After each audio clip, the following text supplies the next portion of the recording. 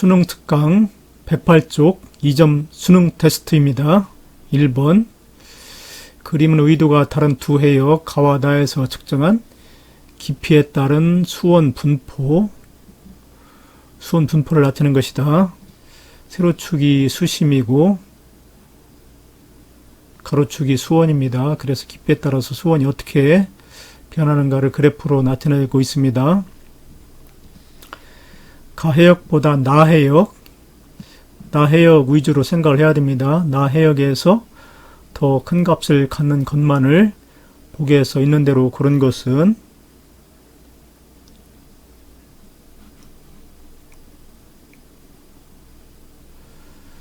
기억, 바람의 평균 풍속을 물었는데, 먼저 가해역은 표층의 수온이 아주 높고 25도로 높고 혼합층이 나타나지 않고 바로 수온이 급격히 낮아지는 수온 약층이 표층부터 바로 나타납니다. 그래서 가지역은 바람이 거의 불지 않고 수온이 아주 높은 저위도 지방이라고 볼 수가 있네요. 저위도.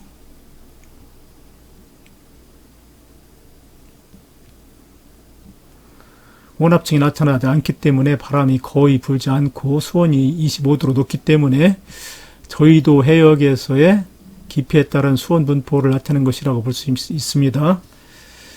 그리고 나해역은 표층 수온이 한 17도 정도 되고 그 다음에 혼합층이 볼 때 한 10m 정도는 발달하고 있지요.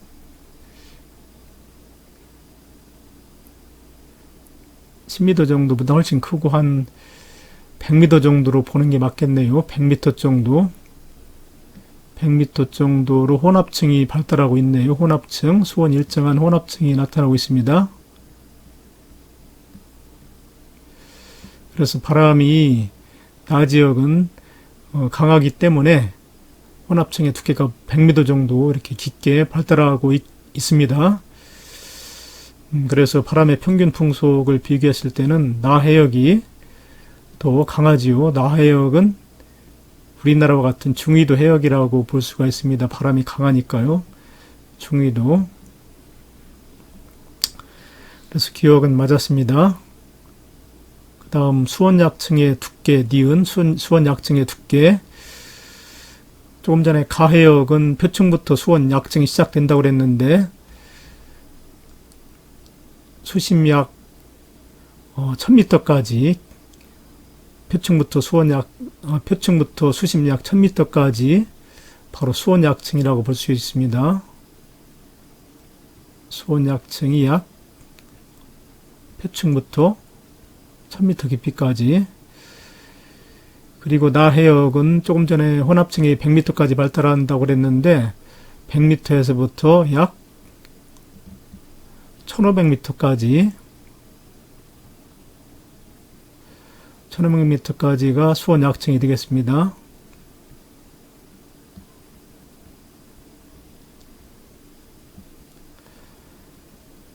그래서 수온 약층의 두께 또한 나지역이 더 두껍다고 할 수 있겠네요. 나지역은 두께가 한 1400m 정도 되고 가지역은 1000m가 되니까 수온 약층의 두께도 나해역이 더 두껍다고 볼 수 있습니다.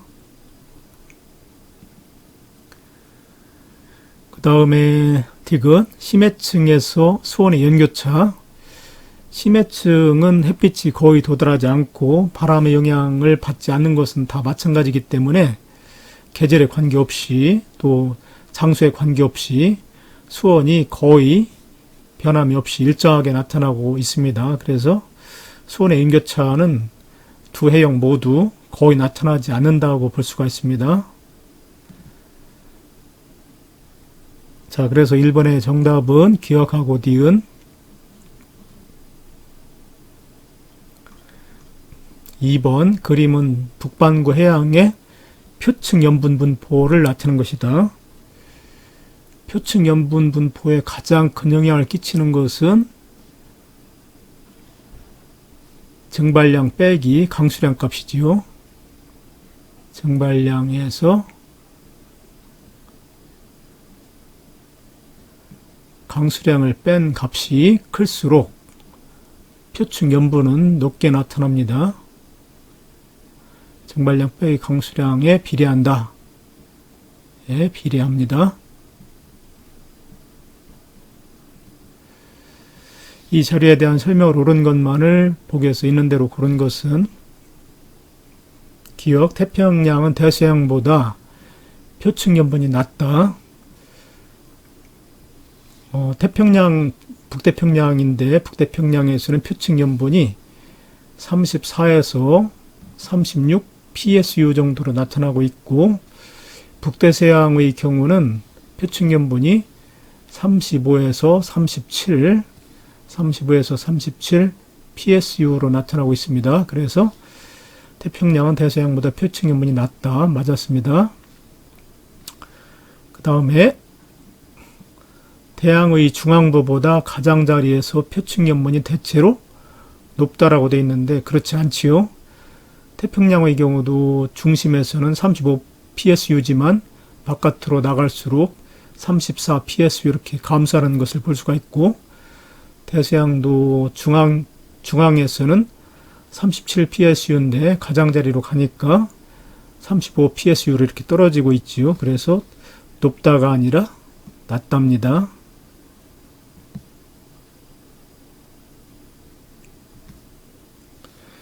그 이유는 태양의 가장자리에서는 대륙에서 하천수가 유입되기 때문에 태양의 중앙부에 비해 표층 염분이 낮게 나타납니다.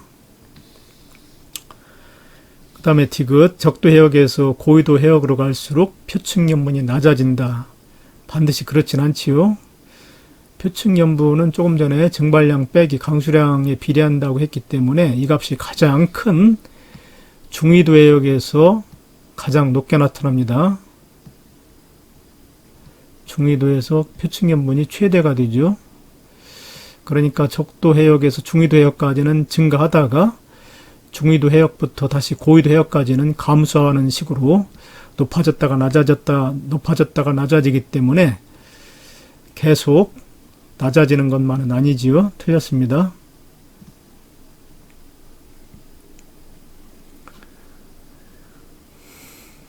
2번 했고 그 다음에 3번 그림은 우리나라 주변의 어느 해역에서 2월 겨울이지요. 겨울 2월과 8월의 여름 측정한 표층 염분과 표층 염분을 나타내는 것이다. A 시기는 수온이 높고 수온이 한 25도 정도로 높고 염분이 낮기 때문에 이거는 8월에 수치라고 8월에 해당되는 시기라고 볼 수가 있습니다. 그 다음에 B는 A에 비해서 수온이 낮고 염분이 높기 때문에 이거는 2월의 상태를 표시한 것이라고 볼 수 있습니다. 이에 대한 설명을 옳은 것만을 보기 위해서 있는 대로 고른 것은 단 하천수 유입은 없다고 가정한다. 기억 첫 번째 A는 틀렸죠. 2월이 아니라 8월. 그리고 B는 8월이 아니라 2월에 측정한 자료이다. 틀렸습니다. 그 다음에 니은 표층해수의 밀도. 표층해수의 밀도는 수온이 낮을수록 또 염분은 높을수록 커지지요. 그런데 그 A의 경우는 염분도 낮고 수온도 높습니다. 밀도가 작아지는 그런 조건을 다 가지고 있지요. 그리고 2월은 반대로 염분은 높고 수온은 낮기 때문에 밀도가 커지는 조건을 다 가지고 있습니다. 그래서 밀도는 당연히 B가 더 크지요. 틀렸습니다. 그 다음에 강수량 빼기 증발량. 강수량 빼기 증발량은 8월일수록 크지요. 8월에는 강수량이 많기 때문에 강수량 빼기 증발량은 8월이 더 큽니다. 그래서 B보다 2월달 겨울보다 A 여름철일 때 크다. 맞습니다. 그래서 그 A가 여름철이기 때문에 강수량이 많아가지고 이렇게 염분이 낮게 나타나는 원인이 된 것입니다.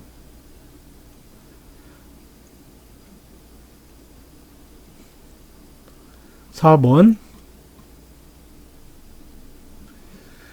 그림은 동해의 어느 해역에서 관측한 깊이에 따른 해수의 수온과 염분을 나타내는 것이다. 세로축이 수온이고 가로축이 염분입니다. 이 PSU는 천분율이라고 보면 됩니다. 바닷물 1000g 속에 염류가 몇 그램 녹아있는가 천분율을 나타내는 단위라고 생각하면 됩니다. 자, 첫 번째, 혼합층의 두께는 20m이다 라고 그랬는데, 혼합층은 바람에 의한 혼합작용으로 수온이 거의 일정하게 나타난다고 그랬지요. 위 그림에서 수온이 일정하게 나타나는 깊이는 표층 0m부터 10m까지가 되겠네요. 수온의 변화가 거의 없지요. 그래서 약 20m가 아니고 10m입니다. 10m. 그 다음 수심 50m 부근의 해수는 수심 50m 부근의 해수라고 그랬는데 이 10m보다 더 깊어지면 수온이 급격히 낮아지지요. 약 100m까지 수온이 10m부터 100m까지 수온이 급격히 낮아집니다. 그래서 10m부터 100m까지는 수온이 급격히 낮아지는 수온 약층에 해당됩니다. 근데 수온 약층은 밑에가 수온이 낮고 위에가 수온이 높기 때문에 밀도가 큰 해수가 밑에 놓이고 밀도가 작은 해수가 위에 놓여서 대단히 안정된 층이기 때문에 거의 연직 운동이 활발하지 않습니다. 일어나지 않습니다. 수심 50m는 수온 약층 속에 있는 깊이이기 때문에 해수의 연직 운동이 거의 일어나지 않습니다. 그래서 300m 부근의 해수보다 연직 운동이 활발하다가 아니라 거의 연직 운동이 일어나지 않는다가 맞습니다. 틀렸습니다. 300m는 이제 심해층에 해당 300m부터는 100에서부터 500m까지는 수온이 거의 일정한 심해층인데 심해층은 물론 그 해수의 연직 운동이 윗부분이나 밑부분이나 밀도 차가 거의 없기 때문에 연직 운동이 잘 일어나진 않긴 하지만 그러나 수온 약층보다는 더 잘 일어납니다. 수온 약층이 가장 안정해가지고 해수의 연직 운동이 거의 일어나지 않는 층은 수온 약층입니다. 그 다음에 수심이 깊어질수록 밀도는 계속 커진다라고 그랬는데 수심이 깊어질수록 수온이 계속 낮아지고 있고 염분은 거의 변화가 없지만 수온이 계속 낮아지고 있기 때문에 밀도는 계속 커진다 이렇게 볼 수가 있습니다. 이것은 맞았습니다.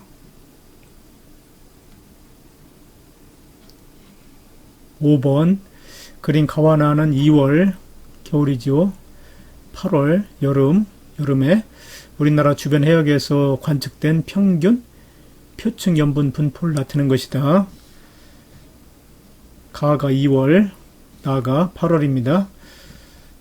기억, 동해에서 계절에 따른 표층 염분 분포는 연안보다 먼 바다에서 대체로 작다라고 되어 있는데 동해에서 2월달에는 동해에서 표층 염분이 34.2 PSU로서 연안이나 먼 바다나 거의 34.2 PSU로 별 차이 없이 거의 같게 나타납니다. 그런데 8월에는 동해에서 연안에서는 33.0 PSU인데 먼 바다에서는 33.8 PSU로 먼 바다로 갈수록 염분이 높아지지요. 그래서 8월에는 연안보다 먼 바다로 갈수록 염분이 높아지고 있습니다. 겨울에는 34.2 PSU로 연안이나 먼바다나 거의 변화가 없지요. 겨울에는. 여름에는 이렇게 연안이 이렇게 낮아집니다.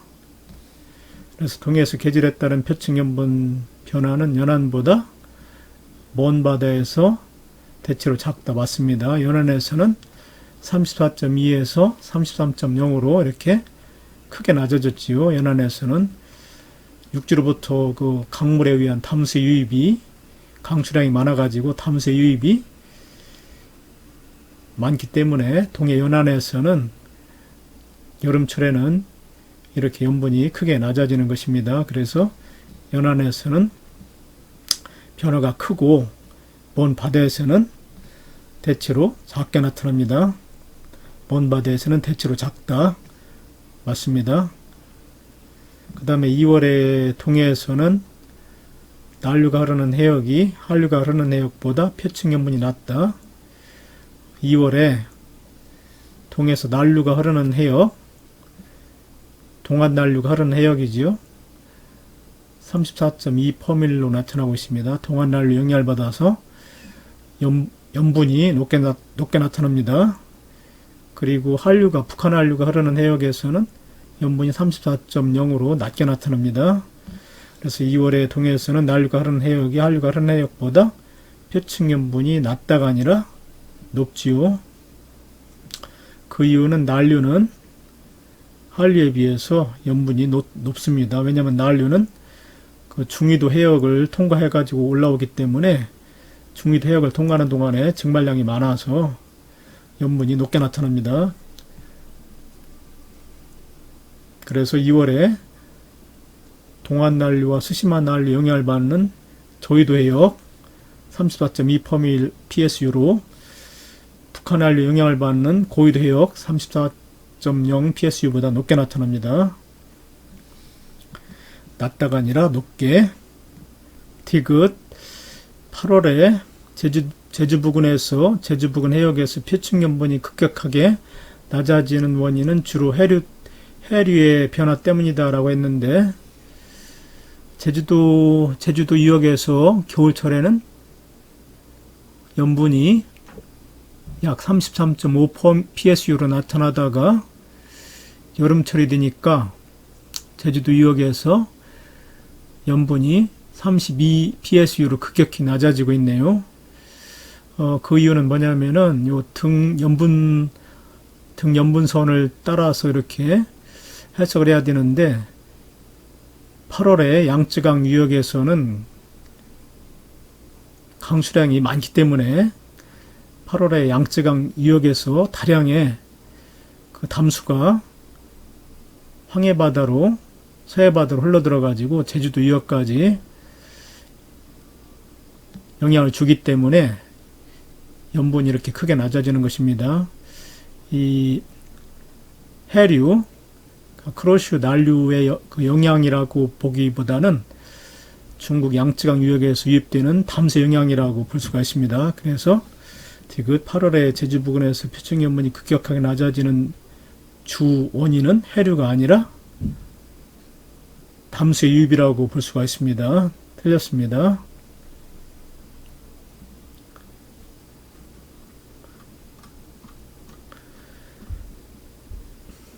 (6번) 그림은 북반구 어느 해역에서 1년 동안 관측한 깊이에 따른 수온 변화를 등 수온선, 수온 일정한 지역을 선으로 연결한 게 등 수온선입니다. 나타낸 것이다.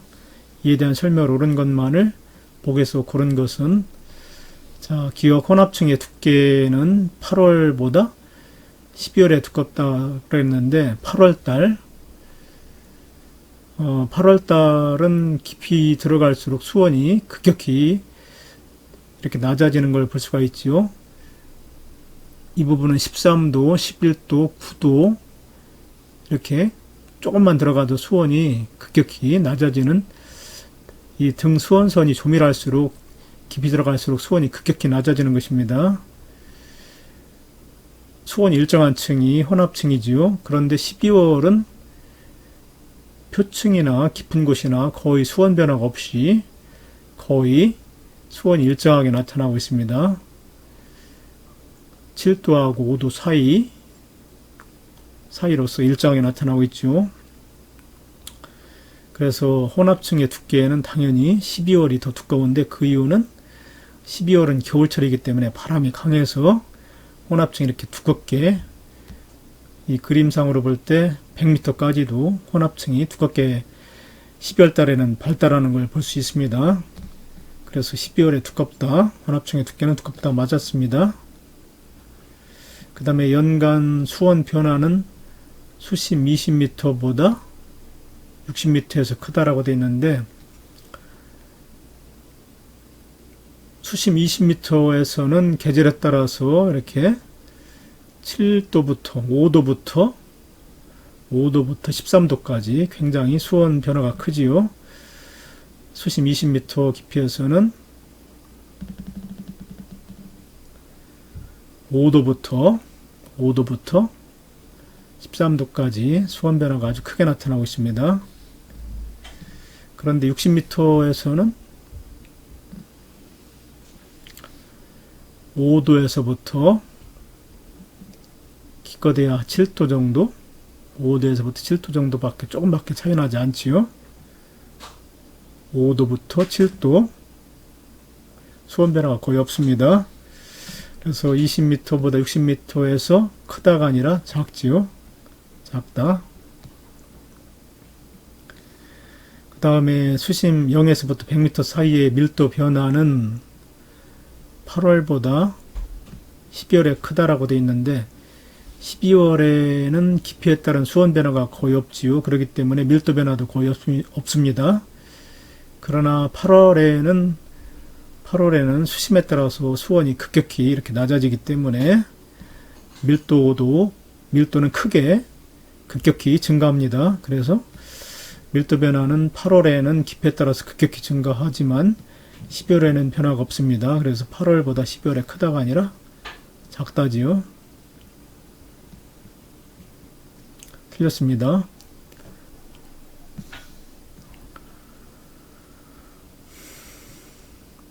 선생님이 설명한 내용 여기 나왔는데, 5도부터 13도, 수심 20m에서는, 그리고 60m 깊이에서는 5도에서부터 7도밖에 안 됩니다. 그리고 8월에는 표층 수온이 높고, 수심 약 20에서 60m 사이에 수온이 급격히 낮아지는 수온약층이 뚜렷하게 발달되어 있기 때문에 밀도는, 수온이 급격히 낮아져서 밀도는 급격히 증가합니다.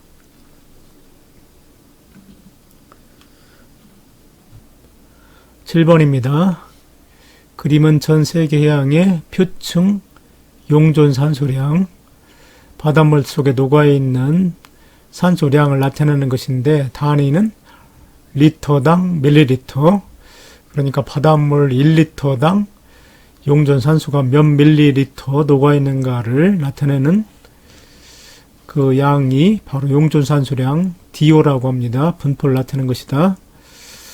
이에 대한 설명을 옳은 것만을 보기 위해서 있는 대로 고른 것은, 기억 표층 용존 산소량의 분포는 대체로 위도와 나란하다. 조금 전에 용존 산소량은 수온과 관계가 있다고 했지요. 그런데 바닷물의 수온은 태양의 복수에너지를 저위도로, 적도로 갈수록 많이 받고 고위도로 갈수록 적게 받기 때문에 바닷물의 수온 분포 선은 이 위도와 나란하게 수평으로 나타나지요.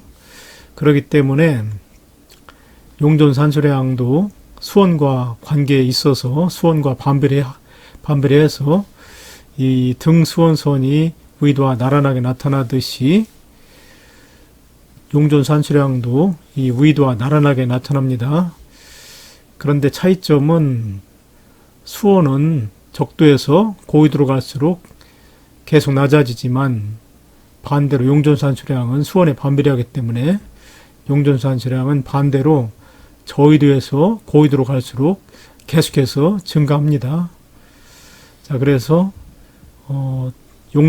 표층 용존 산소량의 분포는 대체로 위도와 나란하다. 맞습니다. 이 그래프에서도 보면은 이 그래프 하나하나가 용존 산수량을 나타내는데 의도와 나란하게 나타나고 있지요. 조금 전에 선생님이 얘기했듯이 용존 산수량은 저위도에서 고위도로 갈수록 수온이 낮아져서 용존 산수량은 증가합니다. 여기서도 수치로 나타내주고 있는데 저위도에서 고위도로 갈수록 용존 산수량이 증가합니다.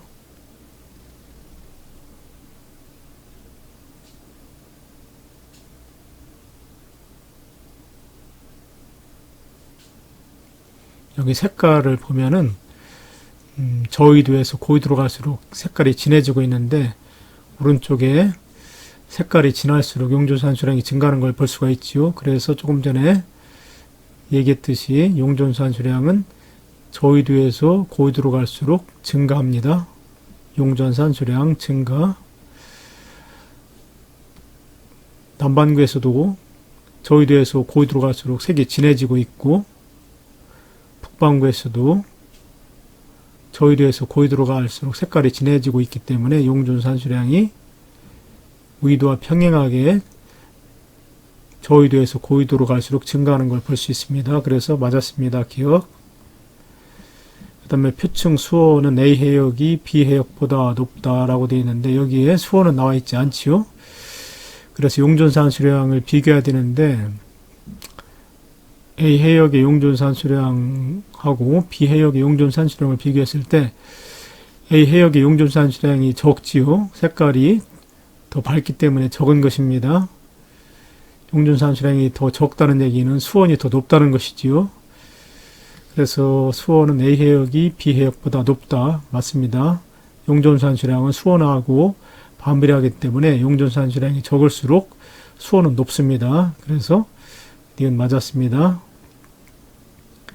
그 다음에 C 해역은 표층열의 영향으로 동일 의도의 다른 해역에 비해 표층 용존 산수량이 많다라고 되어 있는데 C 해역에는 이 고위도에서 저위도로 이렇게 올라오는 폐로 한류가 있습니다. 한류가 올라옵니다. 그런데 한류는 수온이 낮기 때문에 용존 산수량을 많이 포함하고 있지요. 그래서 C 해역은 다른 해역보다 요 그래프를 보면은 이렇게 돼가지고 위로 올라가가지고 용존 산수량이 더 증가하는 것을 다른 해역에 비해서 용존 산수량이 증가하는 것을 볼 수 있습니다. 지금 맞았습니다.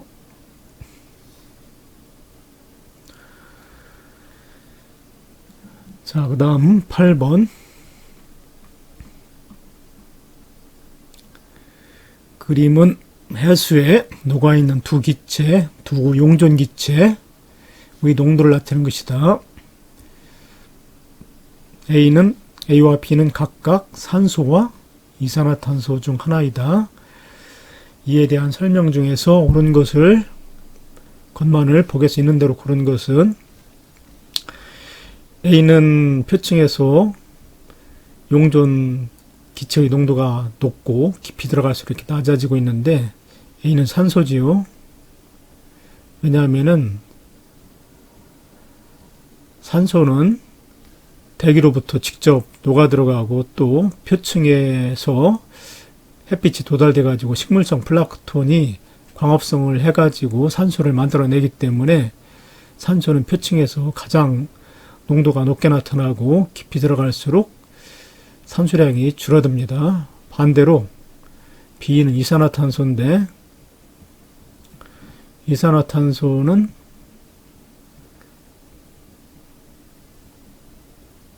해수면 가까이에서는 조금 전에 식물성 플랑크톤이 광합성을 한다고 그랬죠. 그렇기 때문에 표층에서는 이산화탄소량이 급격히 줄어듭니다.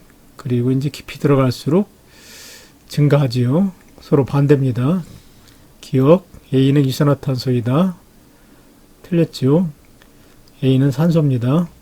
그 다음에 니은 A의 농도가 표층에서 높게 나타나는 이유, 조금 전에 식물성 플랑크톤의 광합성과 대기로부터 산소가 직접 녹아 들어가기 때문이라고 그랬는데 광합성과도 관계가 있지요. 맞습니다. D는 맞았고, 그 다음에 BOE 농도가 표층에서 가장 낮게 나타나는 주된 이유는 B, 이산화탄소인데, 그 이유는 식물성 플랑크톤이 광합성을 하기 위해서 이산화탄소를 흡수하기 때문이라고 그랬지요. 그래서 틀렸습니다. 물론 수온이 높은 것 때문에 이산화탄소 농도가 작은 것도 있지만 그보다는 식물성 플랑크톤의 광합성에 의해서 이산화탄소가 많이 흡수되기 때문입니다. 틀렸습니다.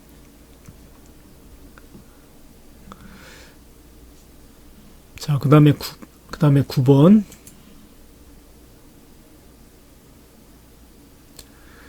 그림은 북반구 지역의 대기 대순환을 나타낸 것이다. A는 극순환이지요. 극순환.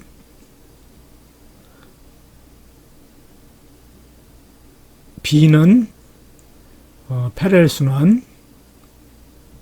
패렐순환이고, C는 헤들리 순환이지요. 헤들리 순환.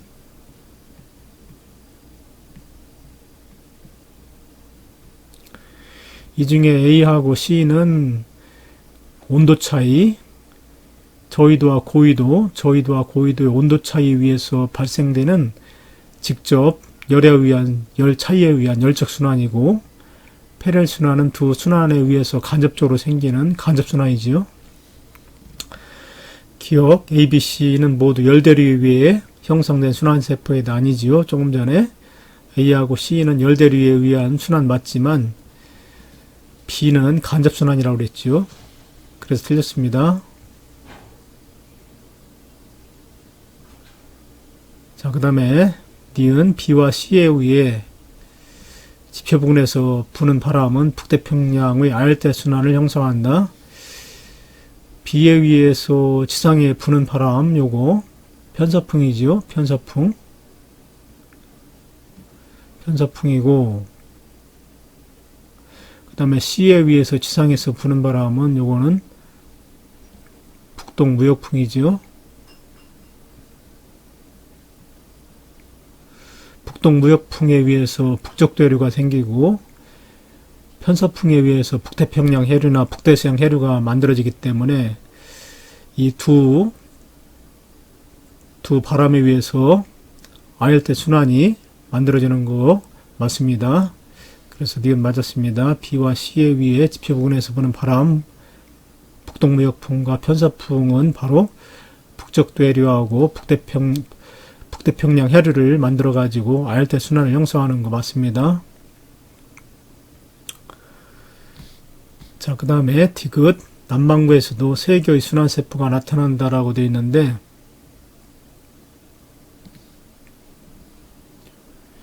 북반구에서도 세 가지 세포가 나타나지만 남반구에서도 역시 지구 자전에 의해서 세 가지 세포가 똑같이 마치 북반구하고 남반구의 순환이 톱니바퀴가 맞돌듯이 대칭적으로 서로 세 개씩 나타나는 거 맞습니다. 지구가 자전하지 않을 때는 한 개의 순환세포만 만들어진다고 그랬지요. 그러나 지구가 자전할 때는 북반구, 남반구 다 같이 지구 자전에 의한 전향력의 영향으로 세 가지 세포, 패렐순환, 극순환, 헤들순환이 모두 세 개씩 나타나는 거 똑같습니다.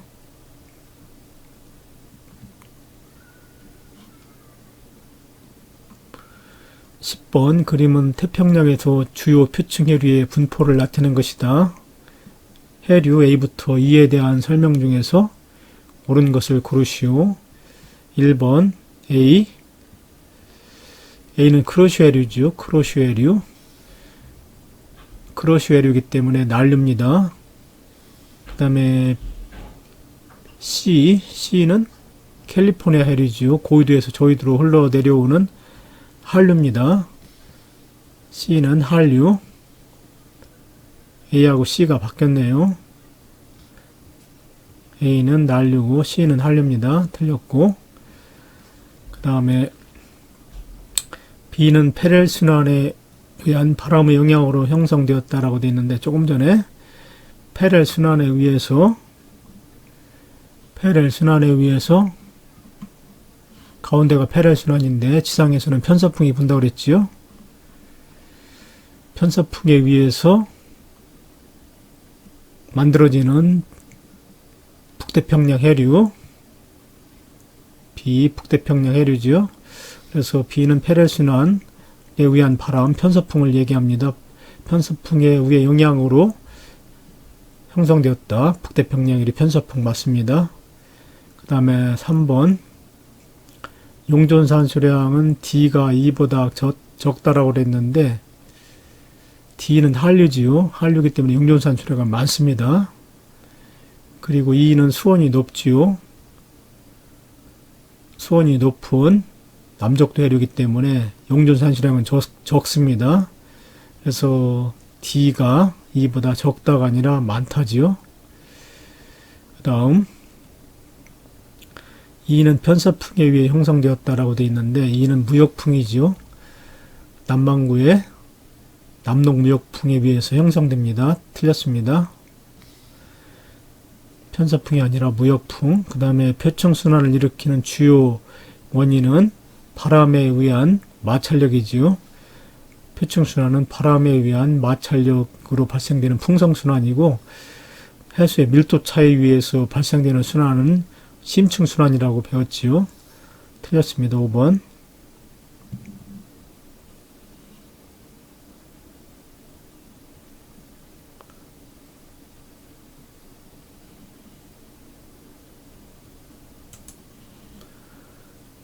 11번 그림은 영국의 해양탐사선 챌린저호의 항해 경로 중 일부를 나타내는 것이다. 이에 대한 설명 중에서 옳은 것만을 보고서 있는 대로 고른 것은 기억 A 해역에서는 한류를 이용해서 항해했다라고 되어 있는데 A 해역에서는 이 고위도에서 저위도로 흐르는 카나리아 해류가 이렇게 내려오지요. 그래서 한류, 카나리아 한류를 이용해서 항해하였다. 맞습니다. 기억 맞았습니다. A 해역에서는 고위도에서 저위도로 흐르는 한류, 카나리아 해류가 내려오고 있습니다. 그래서 내려올 때는 이 한류 맞습니다. 카나리아 한류. 그 다음에 니은 B에서는 편서풍을 이용해서 항해하였다라고 되어 있는데 이거는 이제 무역풍이지요. B 해역에서는 북동 무역풍이 붑니다. 그래서 편서풍이 아니라 무역풍 틀렸습니다. 그 다음에 C 해역에서는 표층 해류가 흐르는 방향의 반대 방향으로 항해하였다라고 되어 있는데 C 해역에서는 고위도에서 저위도로 이렇게 올라오는 벵겔라 한류가 이렇게 올라오죠. 벵겔라 한류가 이렇게 올라오기 때문에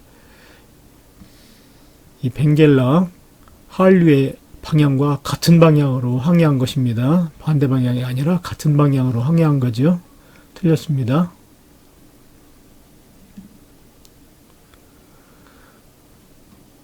(12번) 그림은 우리나라 주변의 표층 해류를 나타내는 것이다. 이에 대한 설명을 옳은 것만을 보고서 있는 대로 고른 것은 기억 동안난류는 대만난류에서 갈라져 나온 해류이다. 동안난류는 바로 이 대만난류에서 갈라져 올라온 해류 맞네요. 기억 맞습니다. 이 크로슈 해류가 동중국해에서 갈라져서 황해난류로 이렇게 들어가고 그 다음에 일본은 대만난류로 남해에서 동해로 이렇게 갈라져서 또 흘러 올라오기 때문에 세 갈래로 나누어지는 셈입니다. 그래서 다 같이 북상을 하게 되지요. 기억 맞았고 북한한류는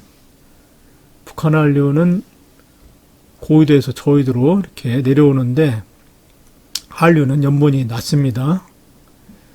수온도 낮고 연분도 낮습니다. 북한한류는 동안난류에 비해 수온도 낮고 연분도 낮습니다. 연분이 낮다. 맞습니다. 그 다음에 조경수역은 여름보다 겨울에 더 북쪽에 나타난다. 아니지요. 여름에는 남쪽에서 북쪽으로 흐르는 이 난류가 동안난류가 더 강해지기 때문에 적용 수역의 위치가 겨울에 비해서 좀 더 북쪽으로 이동을 하게 됩니다. 적용 수역은 여름보다 겨울에 더 북쪽으로 나타난다가 아니고 거꾸로 겨울보다 여름에 더 북쪽으로 나타나죠. 틀렸습니다.